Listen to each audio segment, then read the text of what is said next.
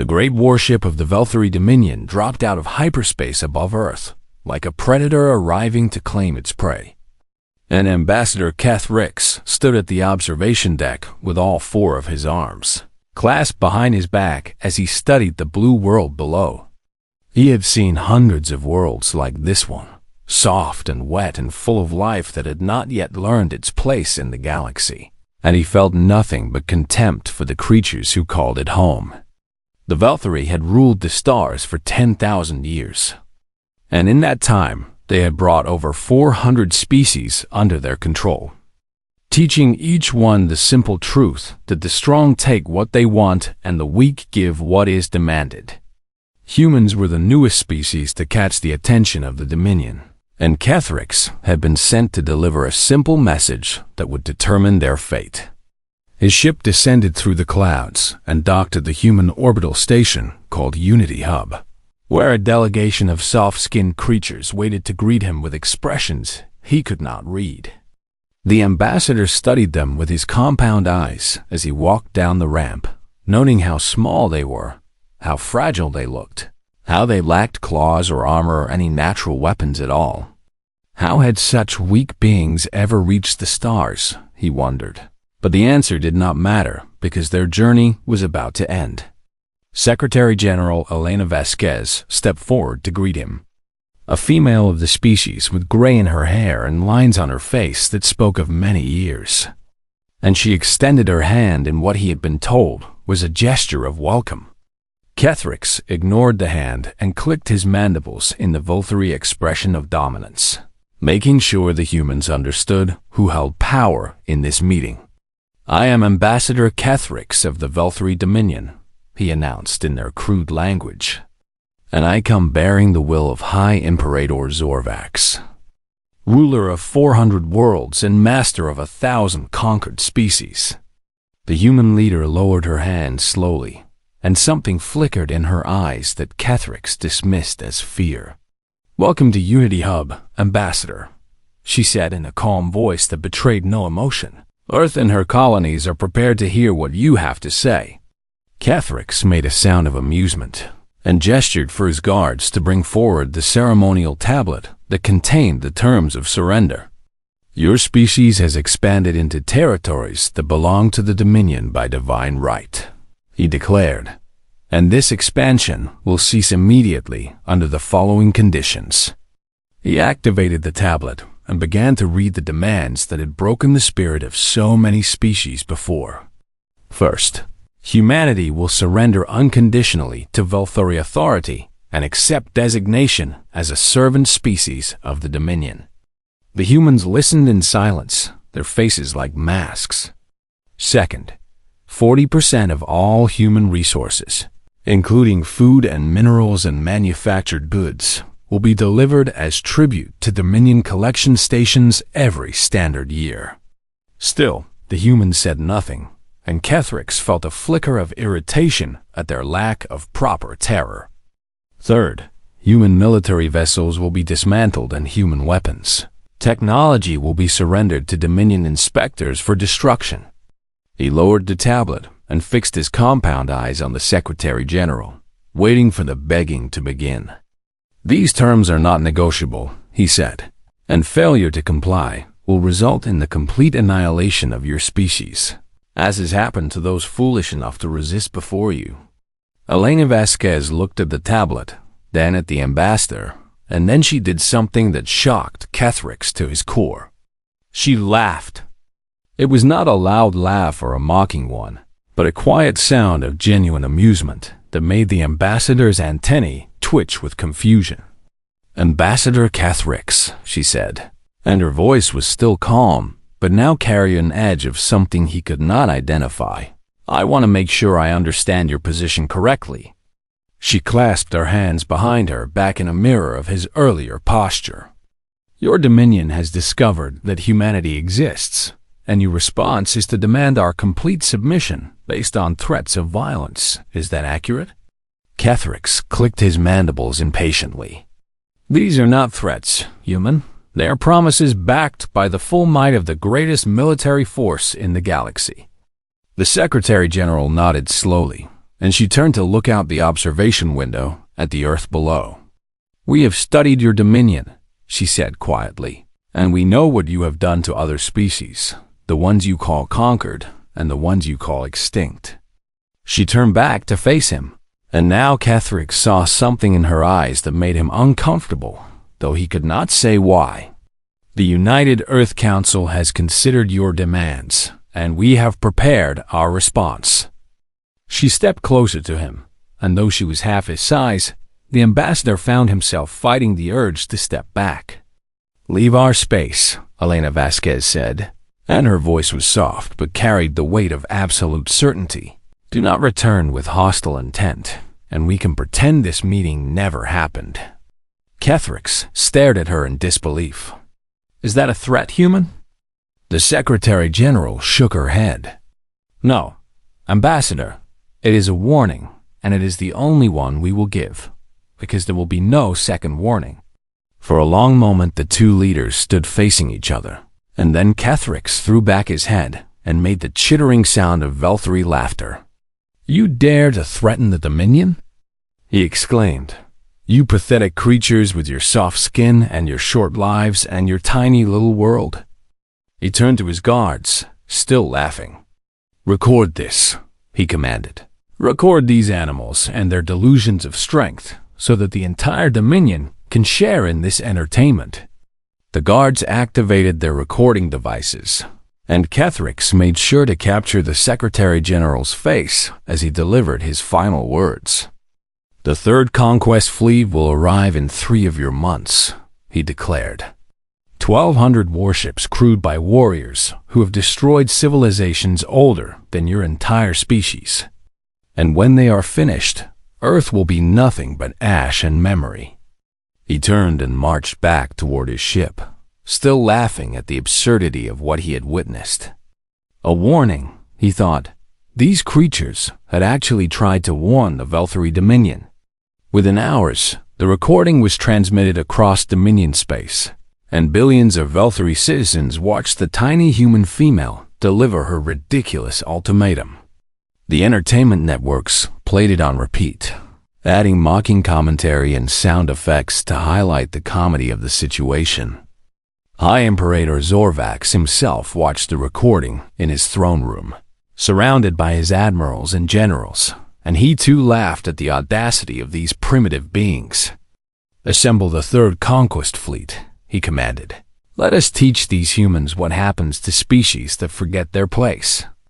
Admiral Vexen, a veteran of 50 conquests, bowed low before his emperor. "It will be done, my Imperator, and I personally guarantee that not one human will survive to threaten us again."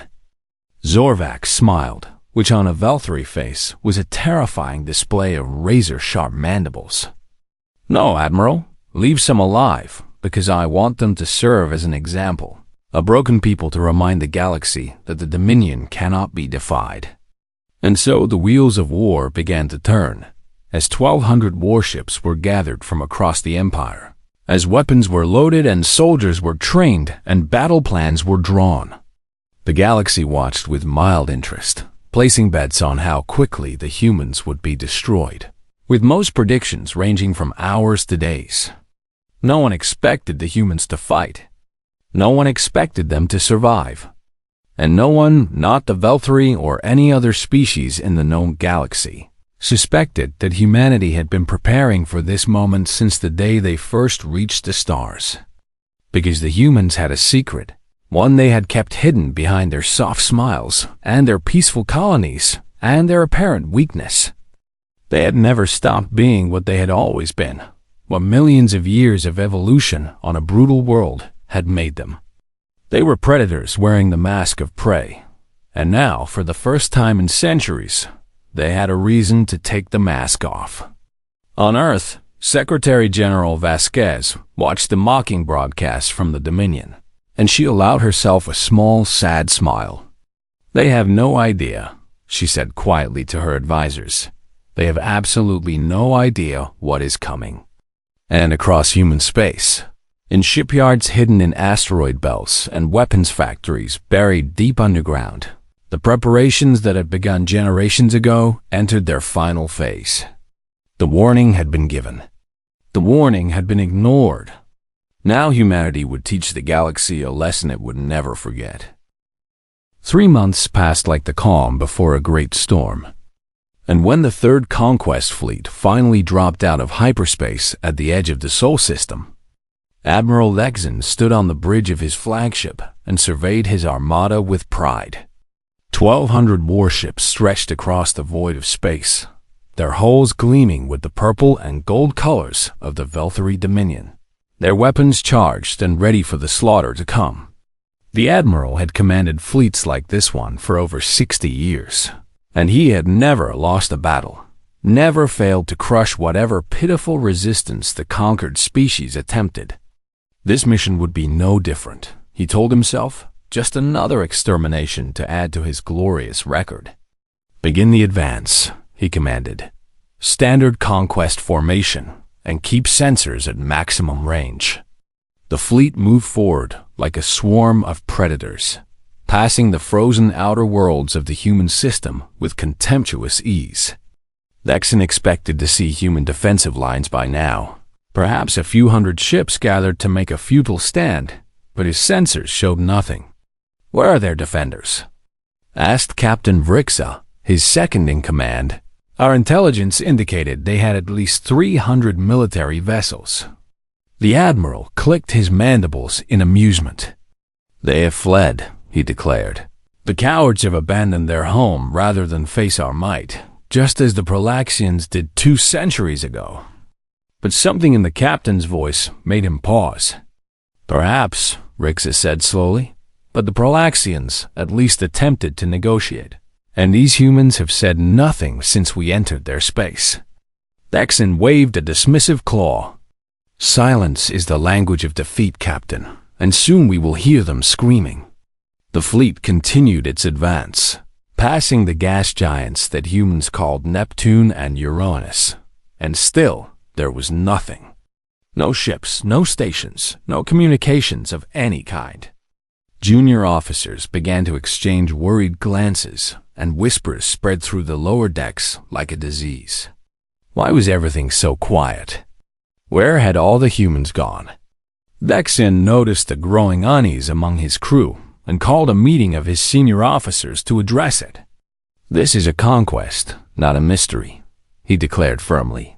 "The humans are a young species with no experience in real warfare, and they have simply done what prey animals do when faced with a predator." Fleet Commander Zorksaw, a veteran of 30 campaigns, spoke up with hesitation in his voice. "Admiral, our scouts have reached several of the human colony stations, and they report something strange." Lexan's antennae twitched with irritation. "What kind of strange?" "The stations are abandoned but intact," Zorksa reported. "No damage. No signs of hasty evacuation. Just empty, as if the humans simply walked away and vanished." A cold feeling crept into the Admiral's thorax, but he pushed it aside. "They are hiding in the inner system," he decided, "probably cowering on their homeworld and hoping we will show mercy." He straightened to his full height and addressed his officers with authority.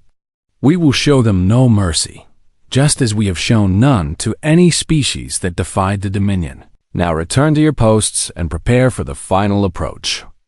The officers saluted and departed, but Lexan noticed that none of them looked reassured. As the fleet passed the orbit of Saturn, the first incident occurred. A destroyer on the outer edge of the formation simply stopped responding to communications. What happened to the Vengeance? Lexan demanded. His communications officer worked frantically at her console. "Unknown, Admiral.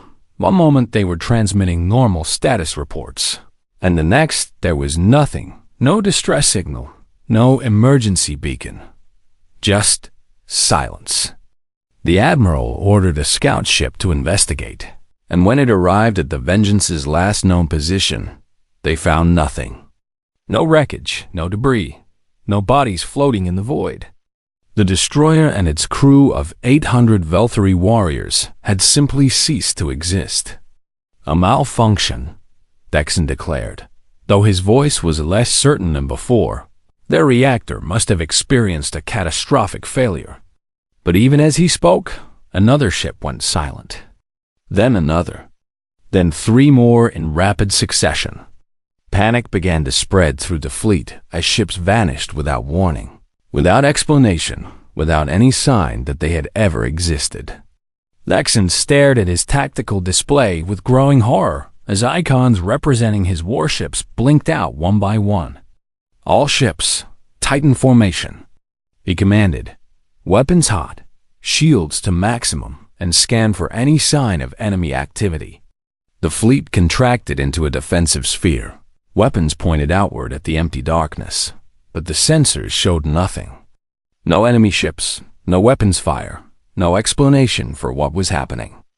"Admiral," his sensor officer said in a trembling voice, "I am detecting gravitational anomalies throughout the sector, readings that do not match any natural phenomenon."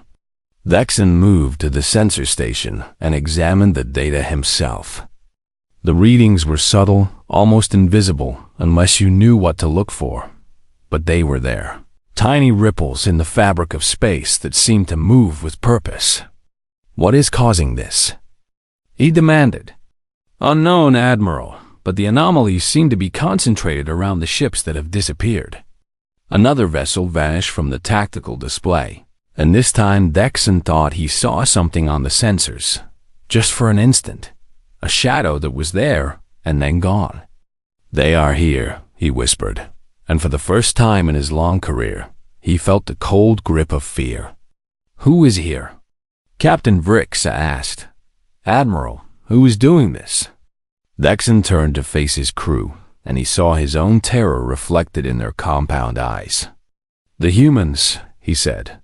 "They did not run. They did not hide. They have been here the whole time, watching us, waiting." The revelation sent a wave of panic through the bridge. "But how?" Vrix demanded. "We would have detected their ships. We would have seen something."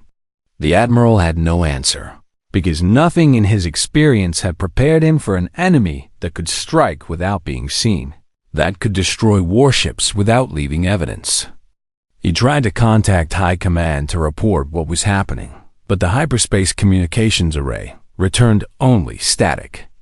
"We are being jammed," his communications officer reported.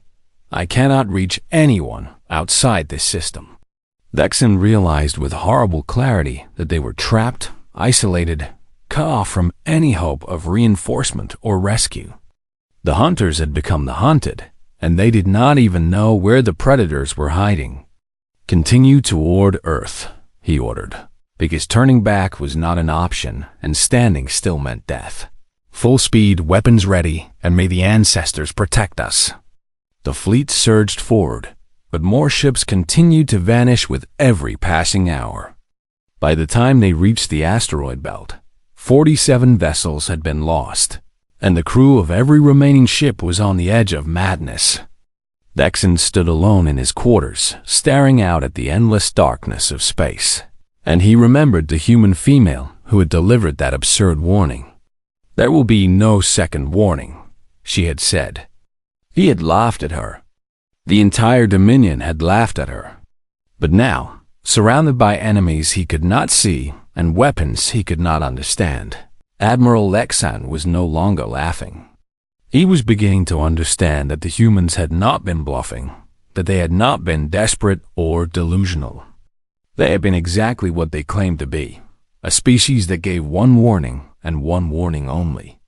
And the Valkyrie had ignored it.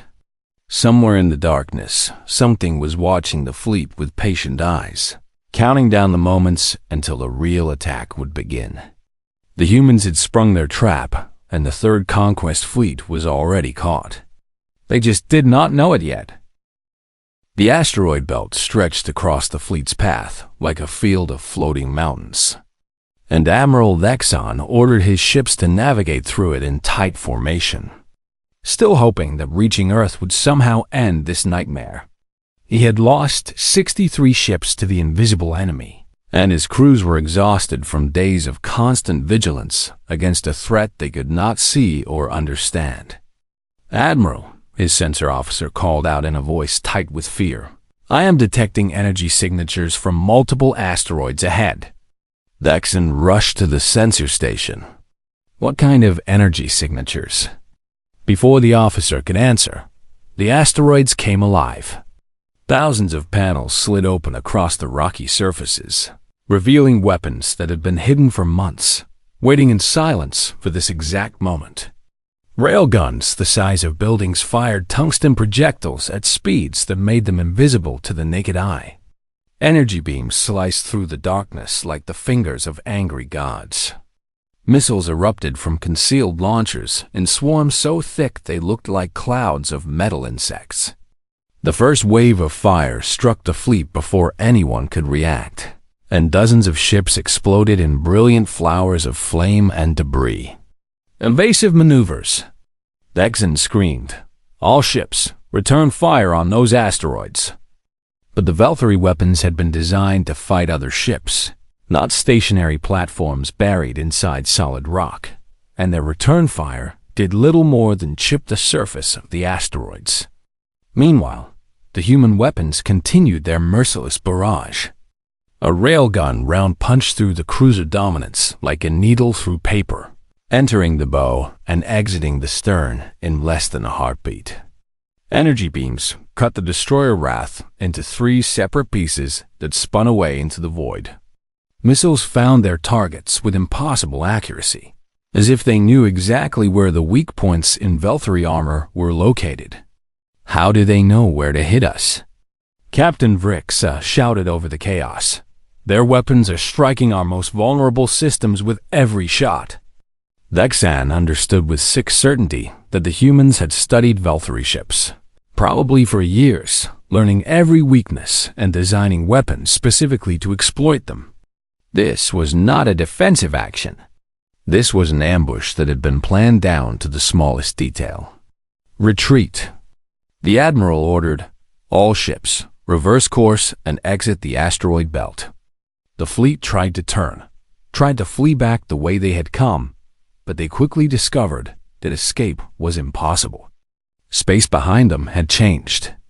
Gravitational distortions pulled at their ships, warping their trajectories and making navigation impossible. "Gravity mines," the navigator reported in a voice of despair. "They have seeded the entire area with gravity mines, and we cannot calculate a safe path through them." The fleet was boxed in, trapped between the weapons ahead and the mines behind, and the slaughter continued without pause.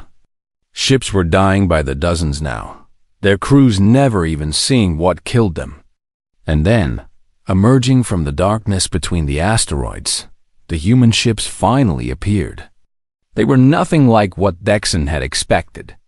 The Valkyrie built their warships to be beautiful, elegant vessels that proclaimed the glory of the Dominion to all who saw them. These human ships were ugly. They were brutal, angular things covered in weapons and armor, with no wasted space and no consideration for aesthetics. They looked like they had been designed by beings who understood violence on a fundamental level, who had built these machines for one purpose and one purpose only: to kill. "Ancestors, protect us," Vrixa whispered as more and more human ships emerged from hiding. "How many of them are there?" The tactical display was filling with enemy contacts. Hundreds of vessels that had been concealed inside hollowed-out asteroids, waiting in cold silence for their moment to strike. And at the center of the human formation, one ship stood out from the rest. It was larger than the others, bristling with weapons that made Dexon's flagship look like a toy, and it moved through the battlefield with the confidence of an apex predator. A communication channel opened, and a human face appeared on the main view screen. It was a male, middle-aged by human standards, with eyes that held no anger, no hatred, no pleasure. Just cold, professional focus. "This is Captain Marcus Chun of the Earth Defense Force vessel Remembrance," the human said. "You were warned." Dexon stared at the screen, too shocked to respond. "We gave your ambassador one chance to leave in peace," Chun continued. "He laughed at us. Your Imperator laughed at us, and your entire civilization treated our warning as entertainment. The human captain leaned forward slightly. We are not entertainment, Admiral. We are the descendants of beings who learned to kill before we learned to speak, who conquered our world not with claws or venom, but with our minds and our will to survive. Another wave of human ships emerged from the asteroids, and Nexon realized that his fleet was completely surrounded. We hoped you would take our warning seriously, Chun said. And something that might have been sadness flickered in his eyes. We hoped we would not have to do this, because we know what we are capable of, and we do not enjoy it. He straightened in his command chair. But you forced our hand, and now you will learn what happens when you threaten humanity. The human ships opened fire, and the destruction that followed was beyond anything Dexon had ever witnessed. The Valkyrie had conquered 400 species because they were strong, because they were ruthless, because they showed no mercy. But the humans were stronger. The humans were more ruthless. And they did not need to show mercy to enemies who had come to enslave their children and burn their worlds. Valkyrie warships tried to fight back, tried to match the human tactics, but they were hopelessly outmatched. The humans fought with no formation, no predictable patterns, no rules that the Valkyrie commanders could learn and counter. They attacked from every direction at once, coordinating their fire with perfect precision while appearing to move in chaos. It was like fighting a swarm of predators that could read each other's minds. This is impossible. Dexon roared as another section of his fleet was reduced to debris. No species fights like this. But the humans did fight like this, because they had spent thousands of years fighting each other, perfecting the art of war against the only enemy that ever truly challenged them. Themselves. Every tactic the Valkyrie tried, the humans had seen before. Every formation they adopted, the humans knew how to break. Every desperate strategy was countered before it could even begin. Dexon watched his command structure collapse as flagship after flagship was targeted and destroyed, leaving his fleet leaderless and panicked. He tried to send a surrender signal, tried to beg for the mercy he had denied so many others, but his communications were being jammed. The humans were not interested in surrender. They were not interested in negotiation. They had given their warning, and it had been rejected, and now they would deliver their response. Admiral Dexon, conqueror of 30 worlds, slayer of millions, stood on the bridge of his dying flagship and finally understood the truth. The humans had never been prey. They had been predators playing a role, wearing a mask of weakness to hide the monsters underneath. And now the mask was off. Captain Chun's voice came through the speakers one last time. Remember this moment, Admiral. Remember it, and know that this is what happens when you ignore humanity's warning. A massive energy beam struck the flagship, and Admiral Dexon had just enough time to feel terror before he and his ship were erased from existence. The battle raged on, but it was no longer a battle. It was an execution. 6 hours. That was all it took for humanity to destroy the greatest military force the Valkyrie Dominion had ever assembled. 6 hours of fire and death and screaming that would echo through the galaxy for generations. High Imperator Zorvax had expected to receive word of victory within days of the fleet's arrival at Earth. But instead he received nothing but silence, and that silence terrified him more than any battle report could. Light years away, in the ruins of what had been the Third Conquest Fleet, Captain Chun stood on the bridge of the Remembrance and watched as his forces methodically dismantled the last pockets of Valkyrie resistance. Status report. He requested calmly. Commander Sarah Williams consulted her tactical display. Enemy fleet at approximately 12% combat effectiveness, Captain, with scattered survivors attempting to flee toward the outer system. Chun nodded. And our losses? 17 ships destroyed. 34 damaged but repairable. Total casualties under 2,000. The numbers were remarkable, almost unbelievable, but they reflected the reality of what happened when a prepared defender faced an overconfident attacker. The Velthari had expected to crush a primitive species with overwhelming force. Instead, they had walked into a killing ground designed specifically for them. "Begin the harvest," Chine ordered, and his voice carried a weight of grim necessity. "We need to know everything about the Dominion before they realize what has happened." Human boarding parties launched from dozens of ships, not to capture prisoners, but to retrieve data. They breached the hulls of crippled Velthari vessels with precision-cutting charges, moving through the corridors with weapons ready. The Velthari survivors they encountered were in various states of shock, some fighting desperately, and others too traumatized to resist.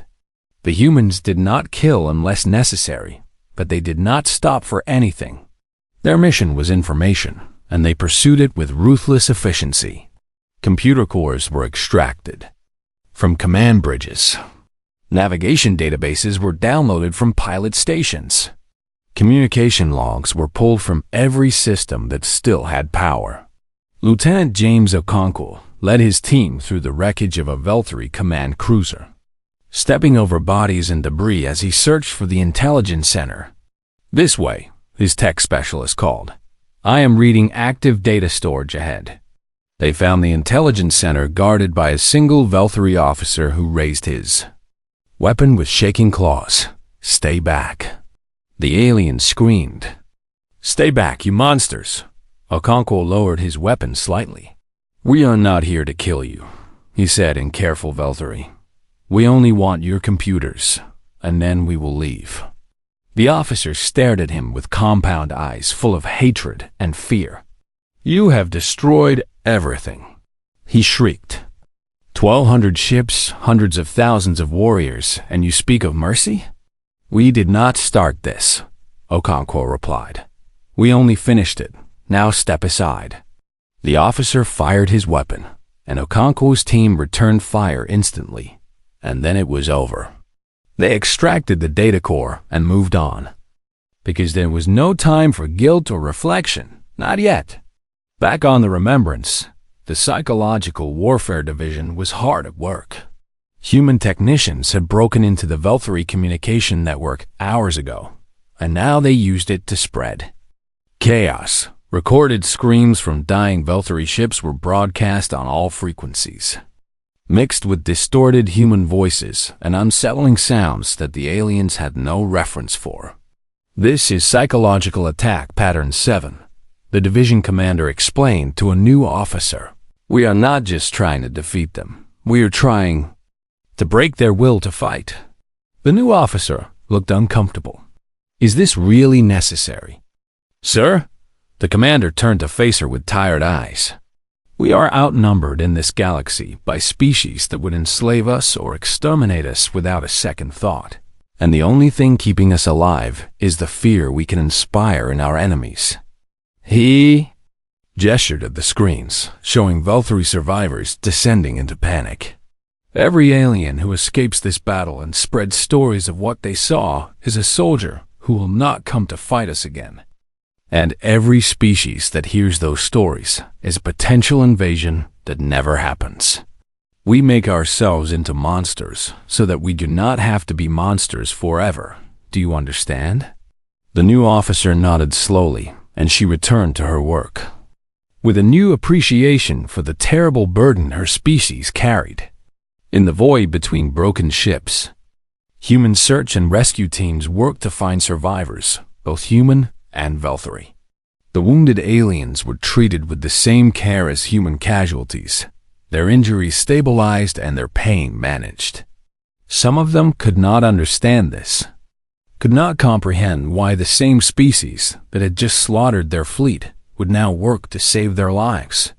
A Velthari medical officer, her carapace cracked and her compound eyes clouded with pain, asked the human medic treating her why he was helping. "Because the battle is over." The medic replied simply, "And you are not my enemy anymore. You are just someone who needs help." The Velthari stared at him in confusion. "Your species is insane," she whispered. The medic smiled sadly. Yeah, we get that a lot. As the hours passed and the data extraction neared completion, Captain Chun received a summary of what they had learned. The intelligence was beyond valuable. Complete maps of Dominion space, showing every colony, every military installation, every supply route. Detailed records of the Dominion's military strength, including ship counts, weapon capabilities, and defensive positions. Communication codes that would allow humans to monitor Velthory channels for years.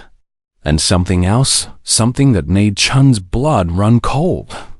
Contingency plans for dealing with resistant species, including detailed instructions for orbital bombardment, biological warfare, and total planetary extinction.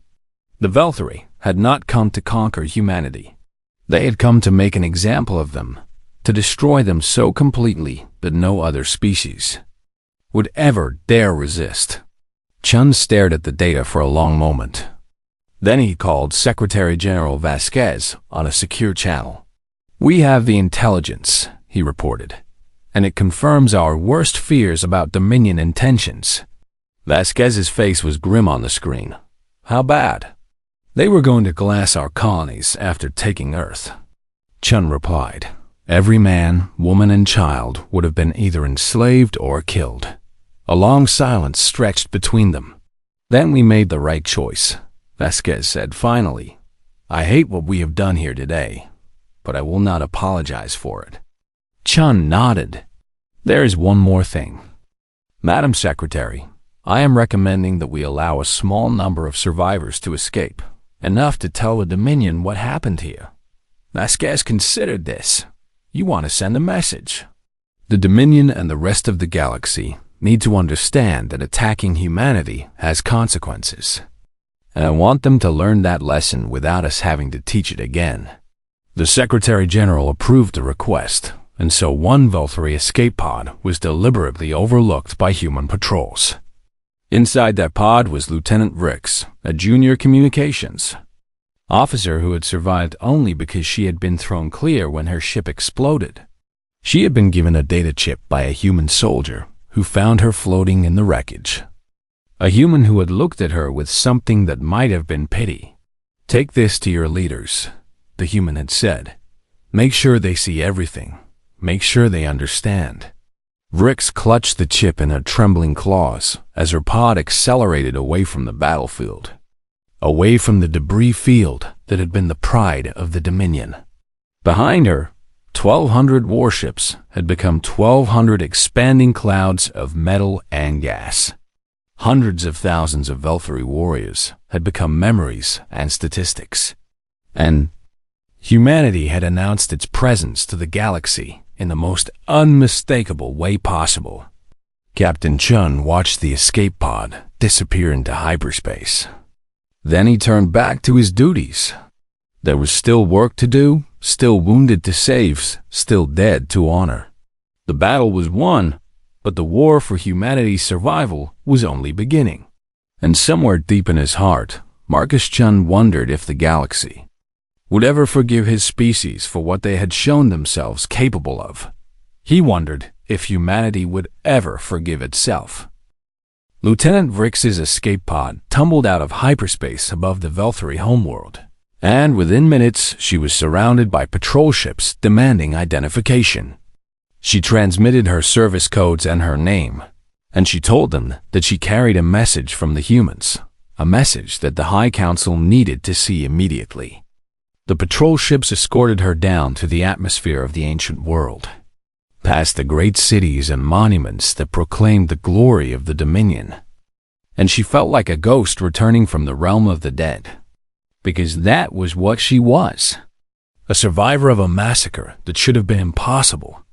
The High Council chamber was the most sacred space in the Dominion, a vast hall where the leaders of 400 conquered worlds gathered to receive the commands of the High Imperator. Today, every seat was filled with anxious officials who had been hearing rumors of disaster for days. High Imperator Zorvac sat on his throne of black stone, his compound eyes fixed on the small, battered officer who approached with trembling legs. "You are the only survivor?" he demanded. Rix fell to her knees before him. I am the only one the humans allowed to escape, my Imperator. A wave of shocked whispers swept through the chamber. Allowed? Zorvax leaned forward. What do you mean, allowed? Rix held up the data chip with shaking claws. They gave me this, my Imperator. They said you needed to see everything. They said you needed to understand. Zorvax gestured for his technicians to take the chip and display its contents, and as the holographic projectors came to life, a horrified silence fell over the chamber. The recording began with footage from human ships, showing the Third Conquest Fleet as it entered the asteroid belt. 1,200 warships in perfect formation, the pride of the Dominion. Then the asteroids opened fire, and the chamber watched in mounting horror as ship after ship exploded. The footage continued without pause, showing human vessels emerging from hiding, showing the systematic destruction of the fleet, showing scenes of carnage that made hardened warriors look away. And then Secretary General Vasquez appeared on the screen, and her voice filled the chamber with calm, measured words. High Imperator Zorvax, this message is your only notification of what has occurred in the Sol system. She looked directly into the camera, and every Velthary in the room felt like she was staring at them personally. Your fleet entered our territory with hostile intent, despite our warning, and your fleet no longer exists. The recording showed a compilation of the final moments of Velthary ships, hundreds of vessels dying in the span of seconds, and then it cut back to Vasquez. We gave you a chance to leave in peace, she continued. We gave you a chance that you have never given to any species you have conquered, and you rejected it with laughter. Her expression hardened. So let me be clear about what happens next. The holographic display changed to show a detailed map of Dominion space. Every colony marked, every military base highlighted, every supply route traced in glowing lines. We now have complete intelligence on your civilization, Vasquez said. We know where your worlds are. We know how many ships you have. We know every weakness in your defenses. A cold shudder ran through the assembled leaders. If you attempt any further aggression against humanity, we will not wait for you to reach us. We will come to you. The map zoomed in on the Velthary homeworld, the very planet where the Council sat watching, and targeting markers appeared over its major cities. We did not want this war, Vasquez said, and something like sadness entered her voice. We only want to be left alone, to live in peace with our neighbors among the stars. She straightened in her chair. But we will not be conquered, we will not be enslaved, and we will not be exterminated. This is our first, last, and only warning to the Velthary Dominion. Do not test us again. The recording ended, and the chamber remained silent for a long moment. Then, High Imperator Zorvax rose from his throne, and his voice shook with rage. They dare to threaten us? He roared. They dared to threaten the Dominion in our own council chamber? He turned to his military advisors. We will assemble every fleet, every ship, every warrior we have, and we will crush these humans once and for all. But his advisors did not move, and when Zorvax looked at them, he saw something he had never seen before in the eyes of Velthary warriors. Fear. My Imperator, the senior admiral said slowly, the Third Conquest Fleet was our largest mobile force, and the humans destroyed it in 6 hours with minimal losses. He gestured at the frozen image of the holographic display. They fought like nothing we have ever encountered, with tactics that seemed designed specifically to counter our own, and they did it while outnumbered 3-1. Another advisor spoke up. Our intelligence network has been compromised, my Imperator, and if we mobilize our remaining fleets, the humans will know before we even leave port. Zorvax stared at his advisors with growing fury. Are you suggesting that we surrender to these animals? I am suggesting that we not repeat the same mistake that cost us 1,200 ships. The admiral replied carefully. Perhaps negotiation is the wiser path. The High Imperator looked around the chamber at the faces of his council members, and he saw the same fear, the same hesitation, The same growing realization that the Dominion had finally met something it could not conquer. He sank back onto his throne, and for the first time in his long life, he had no idea what to do. Far across the galaxy, the recording spread like wildfire through the networks of 100 species. The Dominion had tried to keep it secret, but the humans had also transmitted it on open channels, making sure that everyone in the galaxy would see what had happened. In the council chambers of the Zalathi Federation, ambassadors watched in stunned silence. On the pleasure worlds of the Makari Collective, viewers gasped in disbelief. In the sacred temples of the Volok's hierarchy, priests debated whether the humans were demons or gods or something else entirely. Every species that had ever feared the Velthari, every civilization that had ever suffered under their rule, every world that had ever been threatened with conquest, watched the recording and felt something they had not felt in centuries: hope and fear of a different kind. Because if the humans could do this to the Dominion, what might they do to others who threatened them? On Earth, life continued much as it always had. Children played in parks under blue skies. Farmers tended their fields as they had for thousands of years. Students studied and workers worked, and families gathered for meals as if nothing extraordinary had happened. Because for most humans, nothing had. The battle in the asteroid belt was a distant event, something that had happened far from home to protect the people they loved. Only a few knew the true cost of what had been done, the burden that would be carried by those who had fought and those who had given the orders. Secretary General Vasquez stood on the balcony of her office, watching the sunset over the mountains, and she thought about the message she had sent to the galaxy. A message of peace wrapped in a demonstration of war. A promise of friendship backed by the threat of annihilation. It was not the message she had wanted to send, but it was the message that would keep her people safe. She had read the intelligence from the Velthari ships, the plans for what they would have done to humanity, and she knew that there had been no other choice. But knowing that did not make it easier to live with. Her aide approached with a data tablet.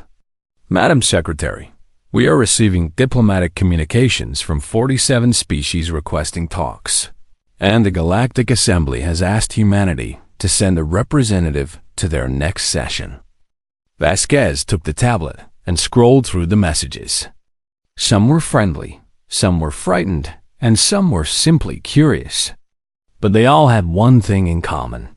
They were all treating humanity with respect, with caution, with the understanding that Earth and her colonies were not to be taken lightly. "Draft a response accepting the Assembly's invitation," she said, "and tell them that humanity looks forward to peaceful cooperation with all species." She handed the tablet back to her aide. "And make sure they understand that we meant what we said. We have no desire for conquest or empire. We only want to be left alone." The aide nodded and departed, and Vasquez returned to watching the sunset. Somewhere out there, in the darkness between the stars, other species were looking at humanity with new eyes. Some with fear, some with hope, some with the first stirrings of friendship. And in the archives of 100 civilizations, humanity would be given a new classification based on what they had shown themselves capable of. The classification would vary from species to species, but they would all carry the same basic message. Dangerous but not aggressive. Peaceful but never weak. And in smaller text, in the margins and footnotes of military documents across the galaxy, a simple warning would appear. "Do not provoke." Humanity had sent its message to the stars, written in fire and blood and the wreckage of 1,000 ships. It was not the introduction they had wanted. It was not the first impression they had hoped to make. But it would keep them safe, and that was all that mattered. The humans returned to their lives, wearing the mask of civilization once more, hoping they would never have to take it off again. But if they had to, they would. Because that was what it meant to be human. To hope for peace while preparing for war. to reach for the stars with one hand while keeping a weapon in the other, to be the kindest friends